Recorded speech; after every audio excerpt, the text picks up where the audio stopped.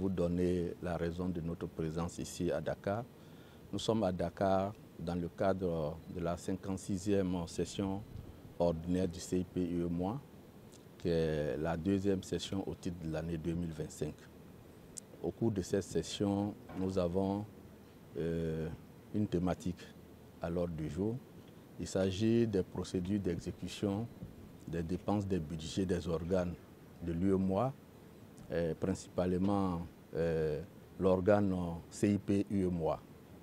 Et cette session étant une session budgétaire, nous allons donc profiter de notre séjour à Dakar pour adopter le projet de budget 2026 du CIP-UEMOA.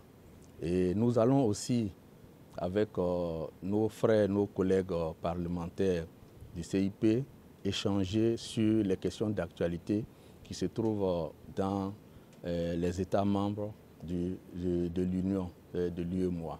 Donc je voudrais donc profiter de l'occasion pour remercier les hautes autorités du Sénégal, à commencer par le président de la République et le président de l'Assemblée nationale, pour les facilités et surtout pour l'accueil chaleureux dont on a été